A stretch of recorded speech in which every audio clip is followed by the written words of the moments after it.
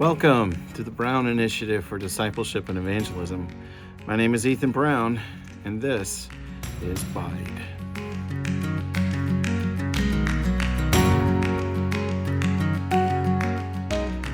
I am producing this podcast in part because I'm a partnership program student at Gordon-Conwell Theological Seminary, where I am in the Doctor of Ministry program studying outreach and discipleship.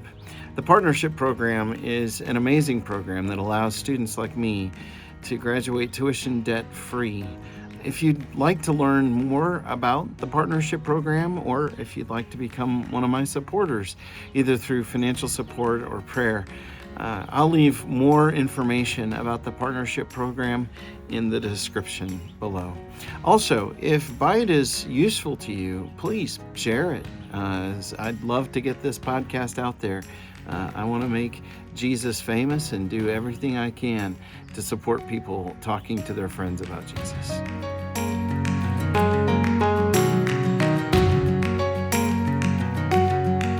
In the last episode of BIDE, we looked at what was the gospel as it's presented in the book of Acts. When the apostles went into a situation where they either had a group of people gathered together because of a miracle, or when they were going into a synagogue with a group of people that was gathering to worship God and didn't really know them. So we looked at how the gospel was presented in situations that were somewhere between favorable and neutral in the immediate reason to have a response to the apostles. So if there was a miracle, people would be like, wow, you did something amazing. Why did you do that? And tell me about what's going on here. If they were going into a synagogue, then they're like, oh, well, you're a visiting preacher. Visiting preachers are exciting. We hear this guy all the time. Will you get up and give us a message, please? So those are times when the audience doesn't begin in a place of hostility or rejection. When that's going on, what gospel did they give? And it seems to me that the gospel that they gave had to do with Jesus. It's very Jesus-focused. It's not focused so much on the idea that you can receive salvation, although that's always adjacent. It's next. But our gospel tends to begin with a focus on, hey, you need to be saved. Theirs tends to focus on, hey, Jesus is the fulfillment to all the expectations that our scriptures have led us to expect. All of these promises from God, they're all fulfilled in Jesus. And Jesus is this great king we've been looking for, and Jesus has conquered sin and death, so Jesus can be a king forever. Really ought to throw in your life with Jesus. This Jesus is resurrected and reigning. You want to be his person. So that seems to be what they did. If you want to see a fuller exploration of that, go look at the last episode. In this episode, though, I think I want to look at the times when they were not going into a friendly audience, but were going into a place of hostility.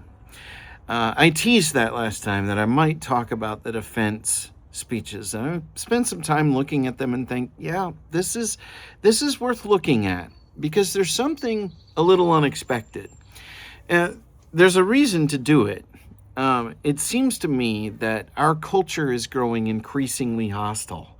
I don't know that you and I are going to be put on trial for our lives, the way that the apostles might have been, but I do think looking at how they function when they need to defend themselves for what they're doing in telling this gospel, how do they behave in a situation where the audience is not immediately either receptive or at least neutral? How do they behave when they've got a hostile audience? I think that's worth looking at because it seems to me that our culture is moving increasingly that direction. And while your friend may not be immediately hostile to you, they may have some pushback to the message. And you may have to defend the choices that you make with your life. Why would you do that? looking at them when they're in situations where they say, their audience says to them, why would you do that? Why did you do that? What are you doing? You know, you're in trouble here. What's wrong? What have you done that's bad? What defense do you have that suggests you're innocent? Looking at those speeches is probably worth doing, because you and I, we're in a culture that is increasingly hostile. It's worth looking at how did they behave when they were on hostile ground. My goal in this video is not to go into each of those defense speeches.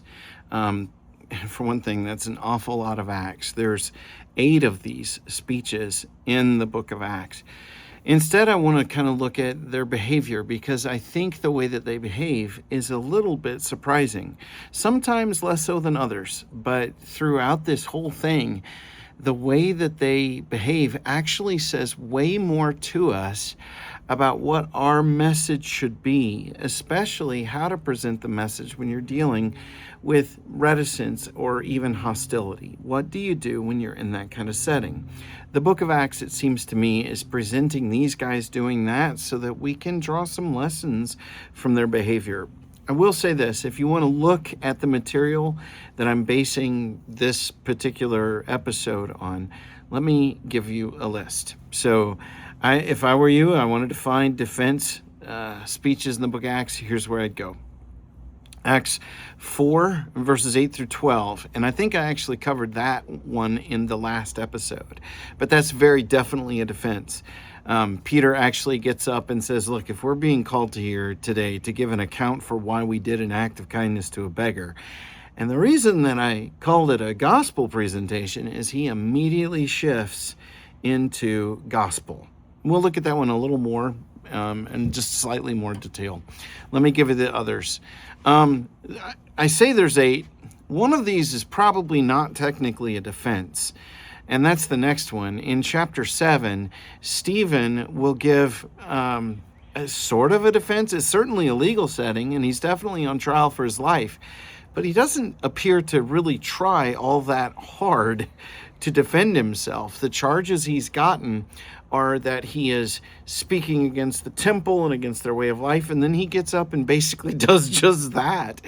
I think what Stephen is doing is less a defense, and it's much more a prophetic condemnation of the people who are putting him on trial.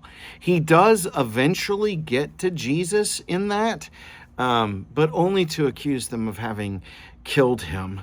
And he doesn't get to anything like but you know, if you want to make this right, he never even approaches that. Perhaps because they interrupt him, they kill him before he really is done. If you look at that speech, the whole thing is giving a theology that de-emphasizes the temple, and it de-emphasizes Jewish specialness in favor of God's working in all the nations at all times, that God works in all of the peoples and is interested in all of them, which really fits the Christian theology of Jesus being king of the nations, exactly the way as was predicted in Psalm 2 or Psalm 72 or so many other places. But I don't know that that's really a defense. At least if it is, it's very different from all of the other defense speeches. I'll give you one that not many people look at as a defense, but N.T. Wright has really convinced me that it definitely is. And that's Paul's Mars Hill speech at the Areopagus. N.T. Wright points out that the Areopagus is in fact a law court, not a philosophy club. Luke presents it as, you know, the people of Athens all like to kind of chew the fat about philosophy and hear new ideas. And that is a kind of a critical statement about Athens. But the Areopagus itself is kind of one of the Western world's first law courts. And this is the place where Socrates was tried for doing things that are very, very similar to the charges that are brought against Paul. So this is probably a defense speech. Now, it is different from all of the others. This one is given cross-culturally, and Paul is far more interested in the Areopagus speech in kind of demonstrating that he's not presenting something new and strange, but something that is very familiar to their culture. Socrates, as Paul would have known, was put to death for introducing new and strange religious ideas, and Paul's saying, I'm not doing that. You've got a altar to the God I'm here to talk to you about. And I'm here to talk to you about the one true God and what is he really like, because your whole system that surrounds us in this place, you've got all these great temples to gods that aren't really gods. And he's not sugarcoating what he's doing. He's being very Jewish in relation to a world beyond Judaism. But he does eventually get to Jesus at the very end, by pointing out that God has appointed one man to be the judge of everything. Now, those two speeches are different from really all of the other defense speeches in the book of Acts.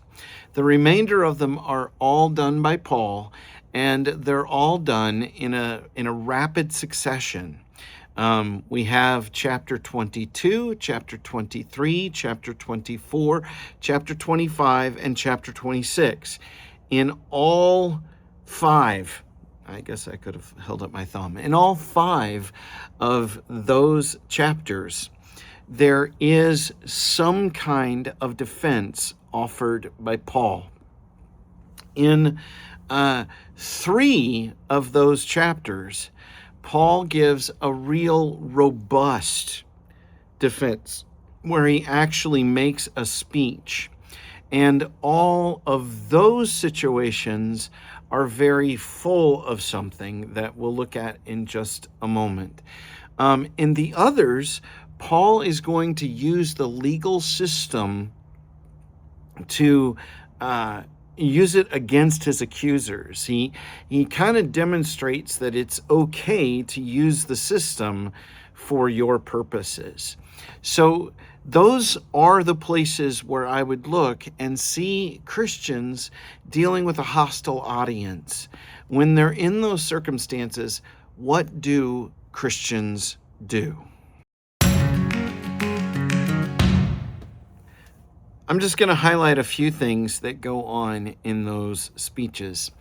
One of them is that they always kind of call for truth.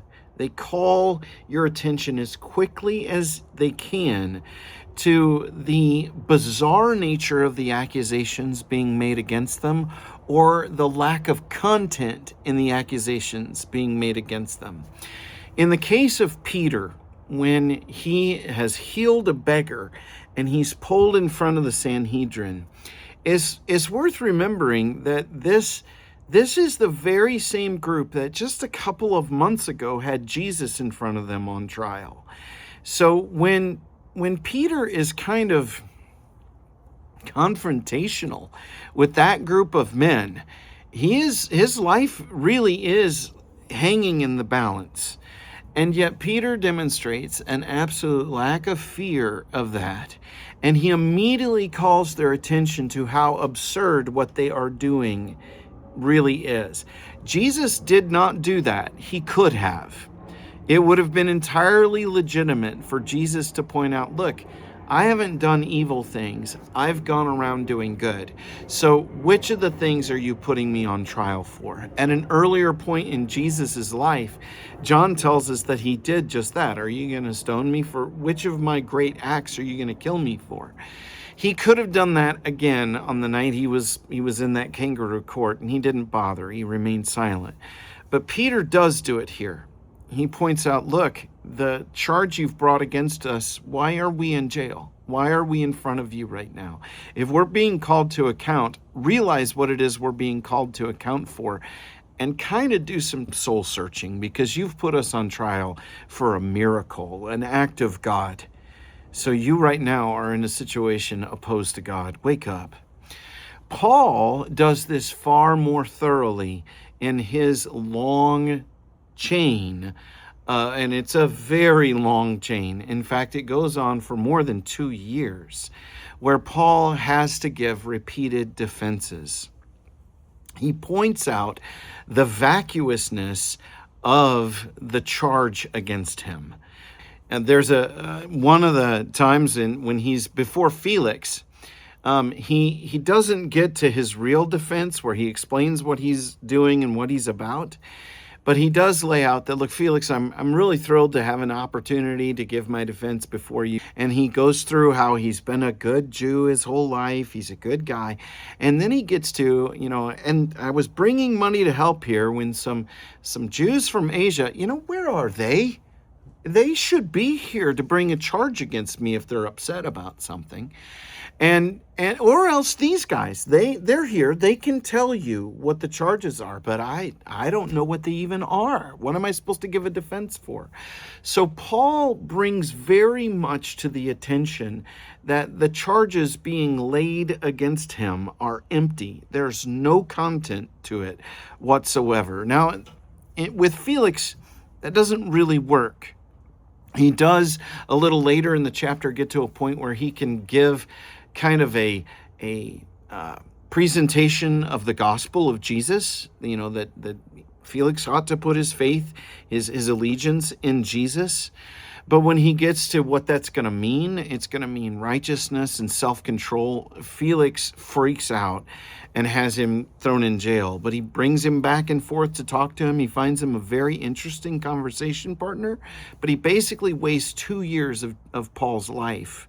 So the vacuousness of the charges against him with Felix, it doesn't really work. It does kind of work with Festus, who is in the next set of trials. And I say kind of work because it doesn't. But it doesn't because the circumstances have changed. So between Felix and Festus, there is, when he's on trial with Felix, there's a plot against Paul's life. And they want to send him... when Festus comes in, there's a plot against Paul's life, and Festus wants to bring him to Jerusalem, where he can stand trial in a court that makes sense to Festus for him to stand trial in. This seems to be a religious charge of some kind, and there's a bunch of religious experts in Jerusalem. Paul knows if he makes that journey to Jerusalem, his life is worthless because they're going to kill him. They're going to ambush him on the way. And so instead of letting them do that, Paul appeals to Caesar.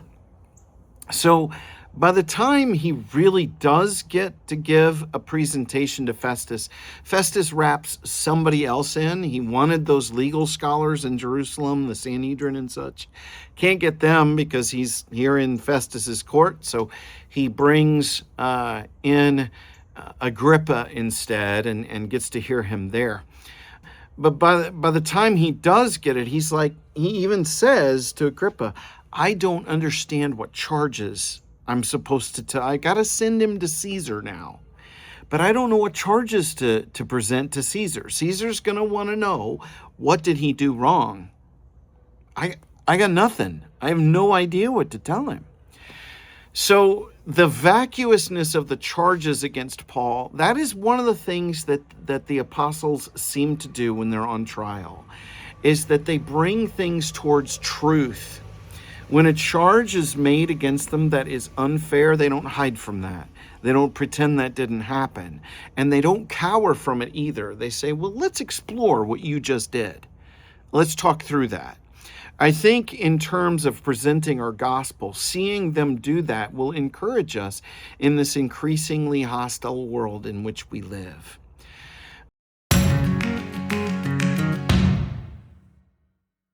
The next thing that they tend to do is work the system. And you really see Paul do that, especially in that situation where he's on trial for his life. Paul will do this throughout his ministry. Anytime his Roman citizenship can be useful, he will pull it out and use it. If it's good for the church for him to be a Roman citizen, then he becomes publicly a Roman citizen. He talks about it. It's worth noting that anytime it's not useful, like in courts where he's dealing with Jewish people, he doesn't pull out that he's a Roman citizen. And why is that? Well, because his citizenship in this world and his citizenship in that empire doesn't help him with this group of people. And if he brings that out, it will actually alienate them from him. And since he's the representative of Jesus, he doesn't want them alienated from him, not for his sake, but for theirs, so that they can hear about the great king. He will use that Roman citizenship anytime it's useful to him. He does that with Festus. When Festus naively is going, well, I don't know who this prisoner is, but hey, let's send him to Jerusalem. And Paul knows if I go to Jerusalem, there's going to be an ambush along the way. Paul says, well, I'm in Caesar's court right now, and this is where I ought to be tried. It's where it's appropriate for me to be tried. If you're not going to do it, then I appeal to Caesar. And the thing is, every Roman citizen had the right to appeal to Caesar, especially in a death penalty case. They could say, I want to be tried before Caesar himself. I want to be in Caesar's court. I want to be tried in Rome. And that would be given to them. And Festus says, hey, you appealed to Caesar? You're going to Caesar. That's fine. You're out of my hair now. But he does want to know what the charges are. Well, the reason I bring all that up is because Paul is absolutely willing to use systems of government and systems of this world when it will forward the causes of the gospel. And I will say that for the most part, they don't do this. In fact, Paul tends to have a very light hand in using the government. And he almost never uses the government in ways that you would look at and say, he's joining with that government. He will use that government, but not so much as participant in it. Now, that's not true. It's not true that there's no Christian who was ever a government official. The very first Gentile convert appears to have been a government official and probably worked within the government. But Paul himself, he will use the government but not join with the government, meaning he doesn't expect Rome to accomplish Jesus's interests. He will use it when Rome is working against him. He will use the systems back. He's wise enough to know how to do that. I bring this up to say I am very hesitant to ever encourage Christians anywhere, whatever government you're working with, whether that's the American government or one in the UK or Germany or Nigeria. The governments of this world might be useful, and you should use the governments if you need it. But don't use the government as a way of getting kingdom stuff done. On the whole, use it to protect yourself, but don't use it to get your work done for Jesus, because for the most part, it doesn't. And if it does, if the government gets up doing work that glorifies Jesus, it will steal the glory for itself. So don't use governments to do Jesus's work. Jesus has got his own government. He's strong enough and powerful enough to do what he wants to do in this world.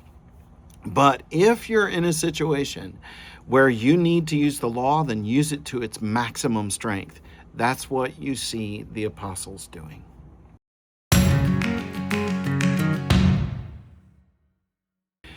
What is most significant, and I will suggest most surprising, in terms of the things that they do when they are on trial for their lives, is that what you would expect them to do is to say, look, don't we have freedom to talk about ideas or something like that? Offer some sort of legal defense. Now, I realize they're not functioning within a court of laws. They're functioning within what I would call a court of men. There was a sense of jurisprudence and there was a sense of precedent that guided the decisions and kind of put boundaries on the authority of the government magistrates in the Roman Empire. So a Roman governor couldn't do whatever they wanted. And with a Roman citizen, they couldn't put him to death. That had to happen in Rome, and it had to be a much higher court than the provinces could do. But within those kinds of restraints, you're really dealing with what you would call a court of men. So the law is what Festus says the law is. The law is whatever the emperor says it is, and as a representative of the emperor, the law is what that voice says it is. So if that voice says, okay, you're condemned, then you're going to die 10 minutes later. You would expect, therefore, that when they stood on trial before powers that could kill them, what they would do is offer a defense of their own lives and a defense of their own behaviors. Now, you will see them talk about themselves some. I'm not saying they don't do that. But the amazing thing is how much the gospel message shows up in these defense speeches. That what they tend to do is, even in a hostile room where the audience is opposed to them and not welcoming them, the apostles tend to turn the conversation towards Jesus and his kingship as quickly as they can. You see that most especially in the very first one of these defense speeches when Peter is on trial for his life. He doesn't talk about himself except in that very first sentence. If we're on trial because we did something kind for a beggar, then you need to know, and now we're at Jesus, that this guy was made well by the name of Jesus, that you crucified, but God raised from the dead. And we're all witnesses of that. That's his speech. He is not there to say, I am here today to say that I healed this guy. He was lame and I healed him. Where's the crime? He doesn't say that. He doesn't get into anything really about himself. As fast as he can, he moves to what he knows his job is, which is to be a witness, to talk about Jesus. You see that also in Paul, especially in Jewish quarters, where they will understand the Messiah, know who the Messiah is. Well, he will talk about his conversion experience as his defense. I think I said earlier that it was 3 of the speeches that are really long. 2 of them are really long. One of them's moderate. A few of them are very short. But 2 of the defenses he makes are to bring up his experiences. Now, I'll be honest with you. If I had the experiences in my life that Paul had in his, I think I would color my gospel mostly through those experiences. I would be talking about what had happened to me because it seems to me that those experiences would be proof that what Paul experienced is so dramatically amazing. Paul talks about this vision experience, or he'll call it a vision. He'll just say that there was a bright light. His friends saw it too, so it's not a private vision. But he will talk about his conversion experience, and he will set things up with, look, I was killing people. I was trying to put this sect that they call the Way. I was trying to stamp it out, put it to death. And then I had an experience that proved to me that Jesus was alive because I met him. The light shined in my eyes. I saw him. I talked to him. He talked to me. Later in my life, I was praying in the temple, and he appeared to me again and told me that I needed to go to the Gentiles. And that, by the way, is where the riot really breaks back down, and the soldiers have got to arrest him when he says the word Gentiles. They just can't handle it. But what Paul is doing in those defenses is he is talking about his own experiences as justification for the truth of the gospel. But what both Peter and Paul do is move surprisingly quickly to talk about Jesus. They want people to know that Jesus, who they killed, is resurrected. They want people to know that Jesus is now the King, that he is indeed Christ. They want people to know that Jesus is exercising power. They want people to know that Jesus is the reason for the decisions that they've made. They want people to know that Jesus drives them towards innocence. So any charge against them really can't make any sense because there's no reason for it. They haven't done anything wrong. So when they are placed on trial, they will talk about their own experiences, but only to prove the gospel. They move as quickly as they can toward the gospel.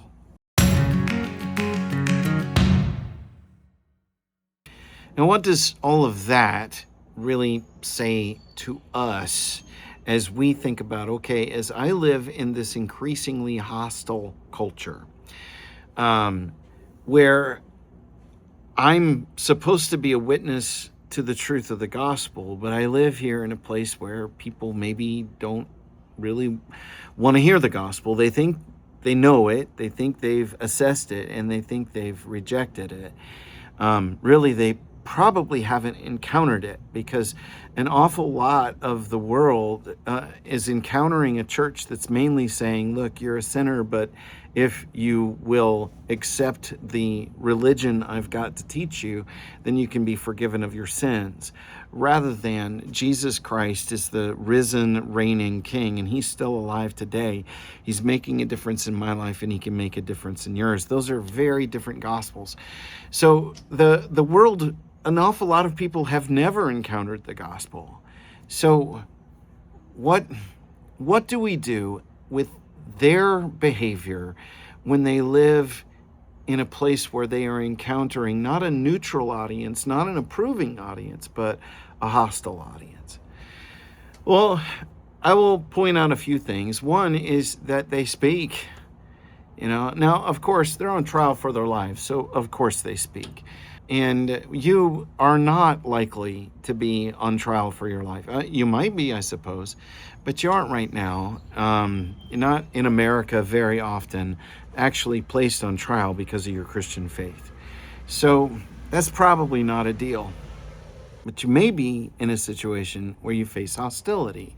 And I think the fact that they are willing to speak and they have the courage to speak under hostility, under hostile situations, that should give us courage too.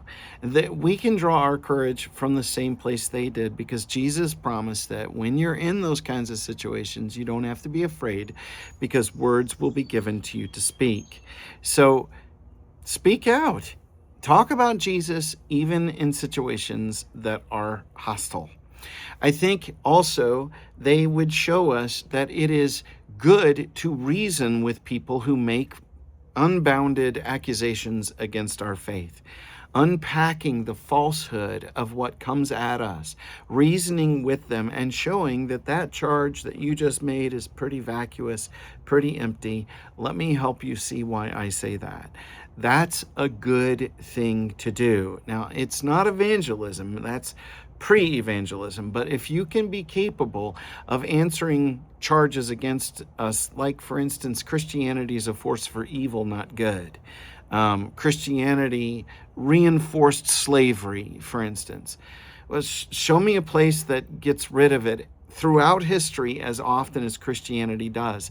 I won't say that Christianity has never failed with slavery. It obviously has.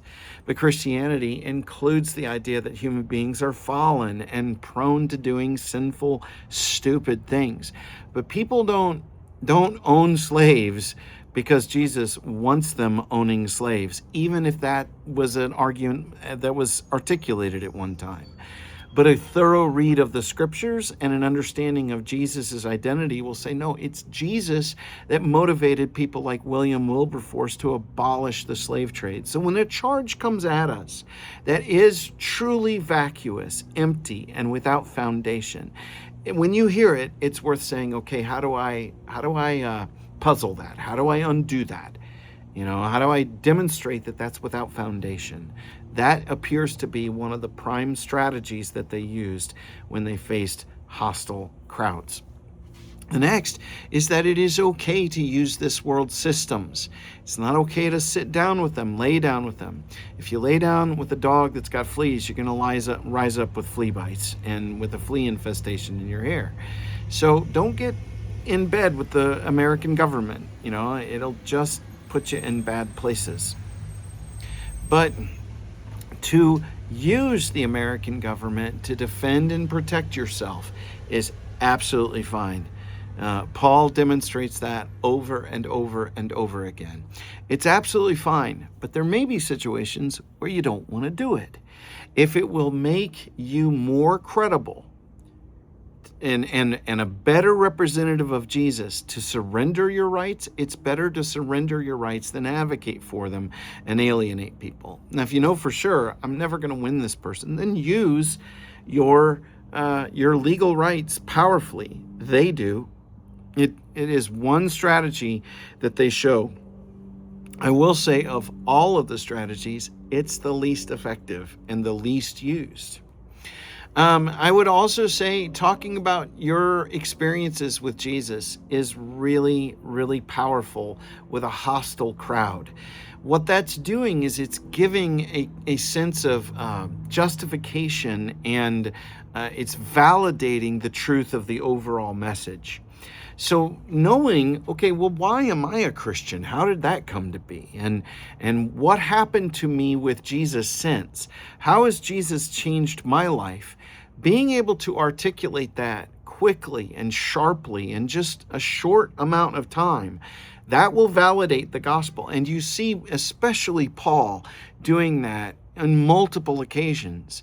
He tells his own story, and when he tells his story, he uses it as proof of the truth that Jesus is raised from the dead.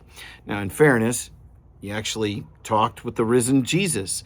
But if you're a Christian, then you've encountered him too. Maybe not in exactly the same way, and maybe, in terms of degree, it's different, but it's not different in kind.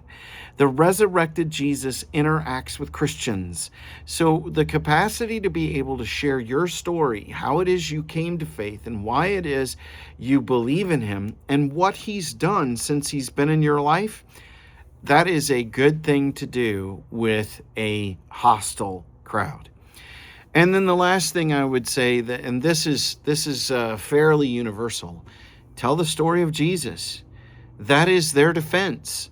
The truth of who Jesus is. Jesus becomes their defender as they talk about him. So the defense speeches in Acts show that at the core of what they are doing ultimately is that they know their message so well, that Jesus is the risen saving King. They know that so well that they're able to apply it in these situations where they know their audience is hostile. They know their audience is problematic. Well, okay, how do I tell this story? I begin with my experience so I can get to that story. That's power, folks.